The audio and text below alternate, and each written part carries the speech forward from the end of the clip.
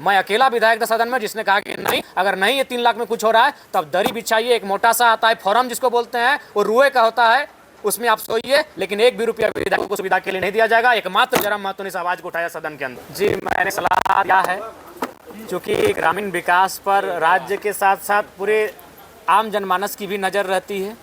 वहाँ क्या घटनाक्रम होता है, क्या योजनाएं संचालित होती हैं, इसकी सभी जानकारी रखते हैं। और वर्तमान में हमारे पूर्व इसी विभाग के मंत्री अभी आलमगीर साहब जेल में हैं, और उनसे पहले जो 2 पूर्व थे हरिनारायण जी और एनो सेक्का जी, वो जेल की यात्रा कर चुके हैं। दोनों ग्रामीण विकास मंत्री ही थे, और अभी के जो जेल में वो भी, यानी तीन ग्रामीण विकास मंत्री जेल की यात्रा कर चुके हैं। इसलिए मैंने वर्तमान मंत्री महोदय को भी सचेत किया कि आप एक बहुत बड़ा विभाग देख रही हैं, जिस विभाग से इस राज्य के करोड़ों लोगों को अपेक्षाएं हैं, जन आकांक्षाएं हैं। इसलिए काम करने के साथ साथ आप अपने बाबुओं से सावधान रहिएगा, क्योंकि बाबुओं का कोई नहीं होता है। आज आप मंत्री हैं, बाबू आपके आगे पीछे, आप नहीं रहेंगे, बाबू उनके आगे पीछे रहेंगे, और बाबू गोल गोल हमारे जैसे विधायकों को गोल गोल सवालों का जवाब देते हैं।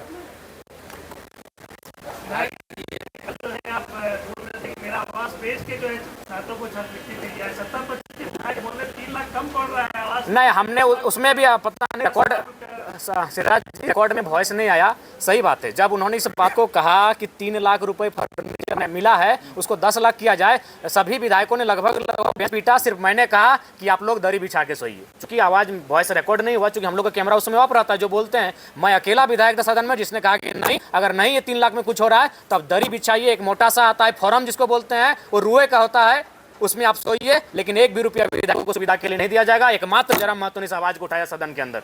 बाकी सभी विधायक मेज पीट रहे थे जब सुरेश पासवान जी ने इस बात का प्रस्ताव सदन में लाया कि 3 लाख रुपए फर्नीचर, बेड इत्यादि नहीं हो रहा है, सोफा इत्यादि, 10 लाख किया जाए। सभी मेज पीट रहे थे, सभी विधायक, बीजेपी के, कांग्रेस के, जेएम के, आरजेडी के तमाम विधायक मेज पीट रहे थे। अकेला जयराम महतो ने कहा अगर नहीं है तो अब दरी मंगाइए, मोटा सा दरी मंगाइए और बिछा कर सोइए। लेकिन अब जब तक छात्रवृत्ति नहीं, जब तक इस राज्य के लोगों को सुविधा नहीं, विधायक को एक भी सुविधा नहीं दी।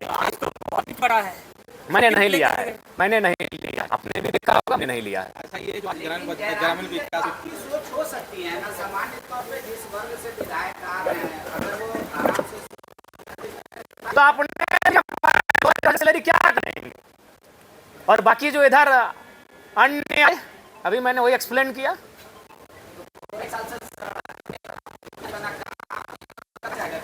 तो 2,13,000 है ना भाई, उसे करिए ना। आज के दौर में अगर कोई 30,000 की सैलरी उठाता है पांडे जी, तो वो संतोषजनक जीवन यापन कर रहा है, पत्नी के साथ, बच्चों के साथ, 2-4 रिश्तेदारों के साथ, उनको अच्छा जीवन यापन हो रहा है। आपको 2 लाख की सैलरी में अगर आप अपना जीवन यापन नहीं कर रहे हैं तो बड़ा विचित्र बात है। ये आज जो बजट चर्चा हुई ग्रामीण विकास पर, क्या कहेंगे? देखिए, ग्रामीण विकास का बजट बहुत बड़ा बजट है बाकी की तुलना में, लेकिन अभी भी अगर हम उसका तुलनात्मक अध्ययन करें तो हमें लगता है काफ़ी कम है। वही मैंने उदाहरण दिया कि शहर में जो लोगों के खर्चे हैं और गांव में जो खर्चे हैं, गांव में जो आमदनी है और शहर में जो आमदनी है वो 2 गुना है। शहर और गांव में 2 गुना का अंतर है। तो गांव को अगर हम सशक्त करना चाहते हैं तो गांव के लोगों की आमदनी को, गांव के कार्यों को, गांव में जो भी योजनाएं जाती हैं उनको बेहतर तरीके से लेकर जाना होगा।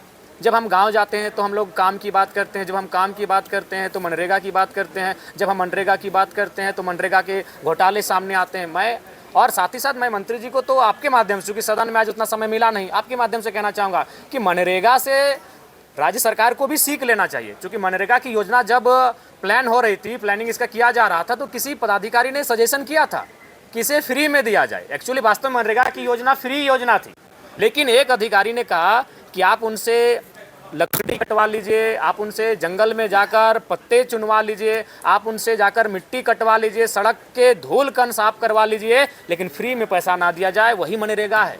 मनरेगा में करप्शन होने के बाद भी आज अर्थव्यवस्था की एक रीढ़ बना हुआ है मनरेगा। तो उससे राज्य सरकार को भी सोचना चाहिए जो वो मैया सम्मान लेकर आए, और सभी राज्यों को जो अपने वोट बैंक के चक्कर में फ्री लेकर आ रहे हैं। मनरेगा उसका सबसे उदाहरण है। मनरेगा इसी प्रकार की स्कीम थी, फ्री में देने वाली स्कीम थी, लेकिन उस कमेटी में जो पदाधिकारी बैठे थे उनमें से कुछ ने सजेस्ट किया कि आप उनसे जंगल में लकड़ी कटवा लीजिए, उनसे मिट्टी कटवा लीजिए, जो सड़क है उन सड़क में जो धूल और कंकड़ पड़ रहे हैं उनसे उनको चुनवा लीजिए, लेकिन श्रम करवाइए और पैसा दीजिए। वही मनरेगा है। समुदाय के लोग मैदान में जो है मतदान करने वाले हैं, क्या लगता है उनकी मांगों को लेकर आप? मैंने तो हमें अपने समाज की मांगे जो जब से हम लोग अनलिस्टेड हुए हैं, बाहर हुए, तब से चली आ रही है, और मैं उस मांग का समर्थन करता हूँ।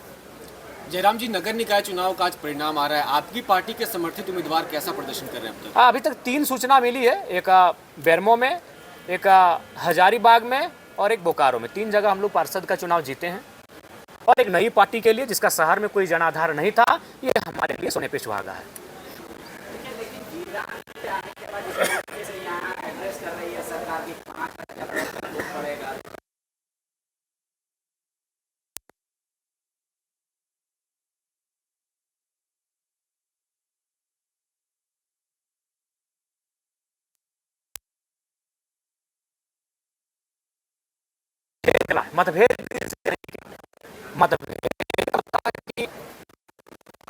का विरोध करते, कार्यक्रमों में एक दूसरे का विरोध करते, नीतियों में दूसरे का विरोध करते हैं, लेकिन में विकास में एक दूसरे का विरोध करते हैं, उसे कहते हैं मतभेद। अगर केंद्र और राज्य के बीच मनभेद है और उस मनभेद का दुष्परिणाम है कि राज्य की जनता झेल रही है। आपने बिल्कुल ऐसा जितने भी हमारे राज्य में सबसे बड़ा समस्या का सामना होगा पानी को लेकर। हम लोग मार्च के महीने को जैसे ही समाप्त करेंगे, गर्मी बढ़ जाएगी और विधायकों को, मुखिया, सरपंच, जितने भी चुने हुए नेता हैं, वो गाली सुनेंगे जनता से पानी समस्या को लेकर। उसमें केंद्र का होता है, मंत्री जी बता रहे थे आपके सम्मति है, तो मुझे लगता है कि इसमें एक पहल करनी चाहिए माननीय मुख्यमंत्री को, नेता प्रतिपक्ष को और तमाम विभागीय मंत्रियों को बैठकर एक सर्वदलीय बैठक बुलानी चाहिए थी। और हमें लगता है कि केंद्र के साथ जो राज्य का समन्वय ढीला पड़ा है, उसे मजबूत करना है। पसंद है।